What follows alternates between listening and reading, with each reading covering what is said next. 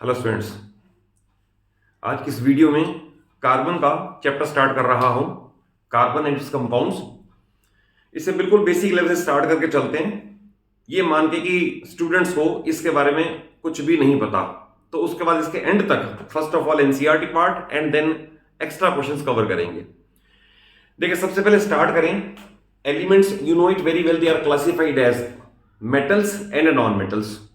इसकी स्टडी आप 9th class में कर चुके हो कि अगर किसी के भी इलेक्ट्रॉनिक कन्फिग्रेशन में सपोज 1, 2 और 3 वैलेंस इलेक्ट्रॉन्स हो, the element is termed as metal, and if valence electrons are from 4 to 7 then it is termed as non-metal. Okay. So first of all we start with symbol. Symbol of carbon is C, number 1. Very simple. Secondly, nature, it is a non-metal. Not a metal, it is a non-metal, not a metal. Then it's a configuration.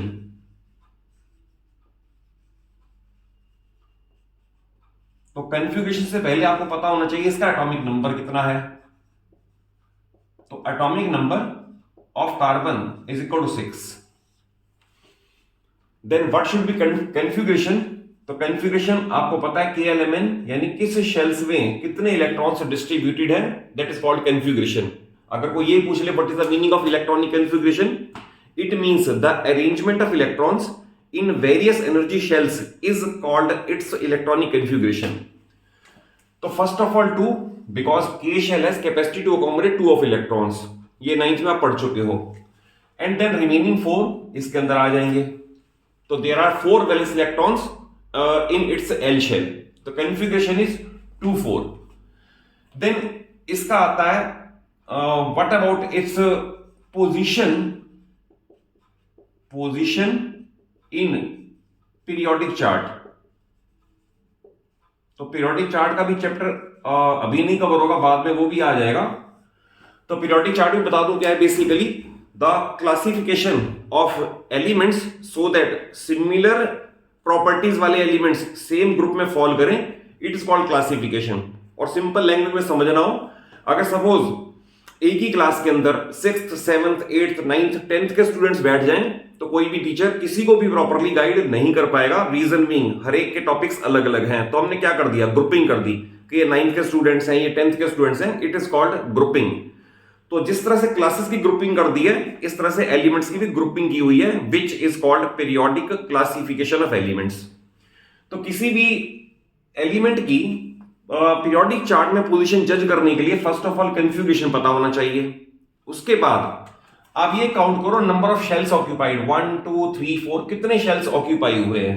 तो इसके अंदर number of shells is equal to 2 use हुए, KL, यानी shell number 1, shell number 2, shell number 3 and 4. तो जितने number of shells occupy हुए हैं वो इसका पीरियड नंबर डिसाइड करेगा. Therefore it's period number in the chart is 2. Then period number means horizontal rows, they are called periods. Then what about group number? तो group number is decided by valence electrons. तो 10 इस case में 10 plus 4, तो group number is 14. और अगर कोई old books consult करोगे और रोमन में कई बार 4 भी लिखा होता है, तो ये भी ओके है, बट नाउ इट इज 14 है. तो ग्रुप नंबर 14 ये आ गया इसका position in periodic chart. Then about its tetravalency. Tetravalency means इसके अराउंड 4 वैलेंस इलेक्ट्रॉन्स हैं, दैट इज कार्बन के अराउंड 1, 2, 3, 4 वैलेंस इलेक्ट्रॉन्स हैं. And you know it very well that every element has a tendency to attain the nearest noble gas configuration. That is हर element ये चाहता है, हर atom ये चाहता है कि उसके बाहर वाले शेल में completely filled, that is octet 8 पूरे हो जाए, सो दैट वो अपना ऑक्टेट कंप्लीट कर ले. तो ऐसा करने के लिए कार्बन क्या कर सकता है, either it can lose 4 electrons और इट कैन गेन 4 इलेक्ट्रॉन्स. ये दोनों पॉसिबल नहीं है. रीजन बीइंग इलेक्ट्रॉन को पुल करने में एनर्जी स्पेंड होती है, 2 इलेक्ट्रॉन पुल करने में मोर एनर्जी स्पेंड होगी. 3 करने में मोर एनर्जी स्पेंड होगी, 4 इलेक्ट्रॉन पुल करने इजी नहीं है, तो 4 इलेक्ट्रॉन पुल करना भी मुश्किल है, और at the same time due to इसका रिवर्स कंसीडरेशन 4 इलेक्ट्रॉन ऐड करना भी मुश्किल है। तो carbon always forms covalent bonds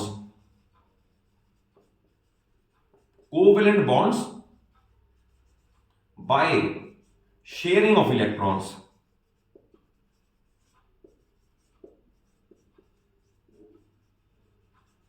covalent bonds ये इंपॉर्टेंट है, शेयरिंग ये इंपॉर्टेंट है। और मेटल नॉन मेटल में वैसे आपने पढ़ लिया है, अदरवाइज वो भी वीडियो में कवर हो जाएगा कि अगर एक बॉन्ड मेटल और नॉन मेटल में बनता है that is called ionic bond और इलेक्ट्रोवेलेंट बॉन्ड। तो electrovalent bond is formed by transfer of electron. मैं उसका भी लिख दूं, वो बाद में कवर होगा कि अगर इलेक्ट्रोवेलेंट बॉन्ड होगा तो वो होगा between metal and non metal, और ये होगा हमेशा बाय ट्रांसफर ऑफ इलेक्ट्रॉन। मैं सारे इंपॉर्टेंट वर्ड लिख देता हूं, रीजन बीइंग इन्हीं की मीनिंग है, अगर आप ये समझ जाओगे तो क्वेश्चन करने इजी हो जाएंगे। तो बाय ट्रांसफर ऑफ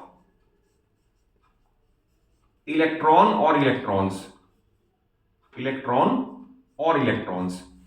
तो इसकी वीडियो सेपरेट आएगी कि इलेक्ट्रोवेलेंट बॉन्ड के कौन से एग्जांपल है, कैसे बनता है वो। बट अभी आपको बता रहा हूं कि carbon forms covalent bond by sharing of electrons. इसका भी एक एग्जांपल क्रिएट करके बता सकता हूं।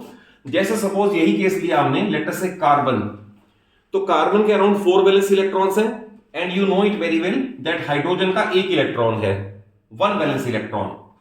तो therefore carbon shares 1 electron each with 4 of the hydrogen atoms। अगर hydrogen atom with its electron, hydrogen with its electron, and similarly, तो इस तरह से हाइड्रोजन ने अपना ड्यूप्लेट पूरा कर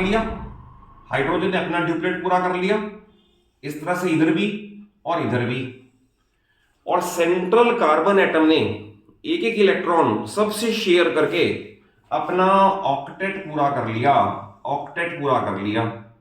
तो it is first example of covalent bond formation by carbon. तो that is we can write it as C single bond H single bond H single bond H single bond H, और it can be written as CH4 which is methane gas।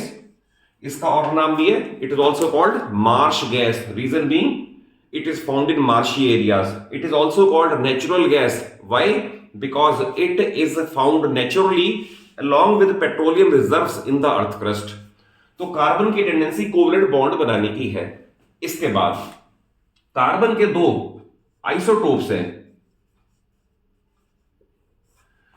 Carbon के 2 isotope C12 और C14 है।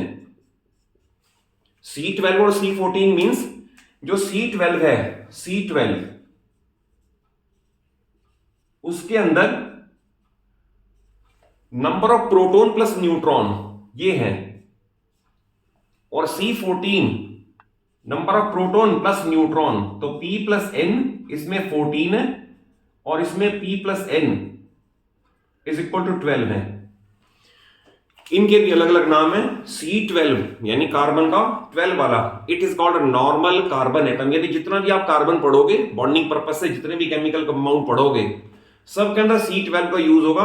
C14 is radio isotope, यानी ये radio activity show करता है।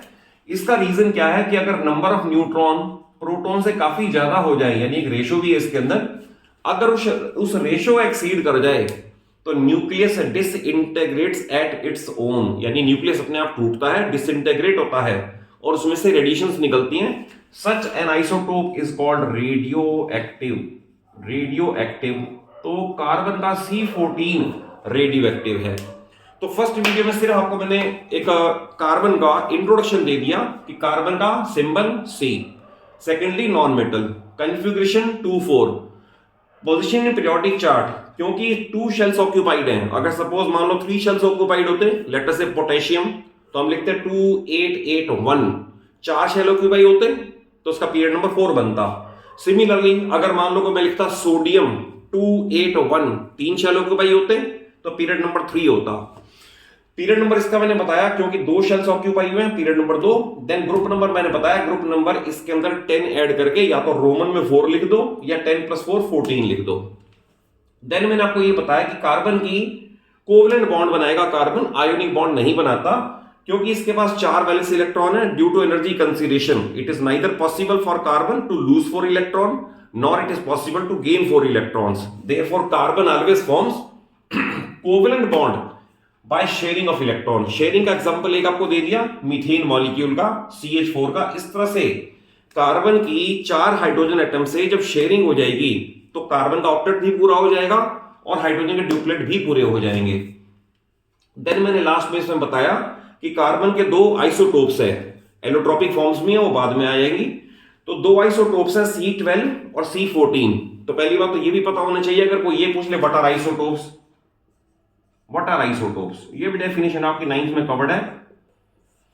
तो definition है isotopes are atoms of same element. मैं अंडरलाइन करके लिख दूं सेम एलिमेंट, सेम एलिमेंट, और इंपॉर्टेंट ये having same atomic number, same atomic number, ये अंडरलाइन कर दिया मैंने, and different mass number, different mass number. तो आप देखो इसके अंदर एक क्वालिफाई हो रहा है, दोनों सेम रिप्रेजेंट कर रहे हैं, कार्बन को भी, कार्बन को ही। दोनों का ये जो सबस्क्रिप्ट में लिखा होता है, you know it very well, ये 9th में पढ़ा हुआ है आपने, ये एटॉमिक नंबर है। Atomic number means number of protons, number of protons means number of electrons. ये दोनों में सेम है, same atomic number but different mass number. तो मास नंबर सबस्क्रिप्ट होता है ऊपर लिखा हुआ, तो ये और ये अलग अलग हैं और सेम एलिमेंट है, तो दे आर कॉल्ड आइसोटोप्स। तो मैंने बताया कार्बन के 2 आइसोटोप्स हैं, C12 and C14। C12 is called normal carbon atom, जितना भी केमिकल बॉन्डिंग का पढ़ोगे सब में यही यूज होगा। C14 इज रेडियो आइसोटोप, यानी ये नंबर ऑफ न्यूट्रॉन ज्यादा होने की वजह से ये रेडियो एक्टिविटी शो करता है। तो इस वीडियो में सिर्फ मैंने कार्बन का इंट्रोडक्शन कवर किया है। नेक्स्ट में आपका इसका पार्ट हाइड्रोकार्बन्स भी आएगा और सब्सिक्वेंटली सारा पार्ट कवर हो जाएगा। तो अगर वीडियो अच्छी लगे तो इसे जरूर लाइक करो और शेयर करो अपने फ्रेंड सर्कल के अंदर, और चैनल सलूजा क्लासेस को सब्सक्राइब करो। Thank you for watching the video.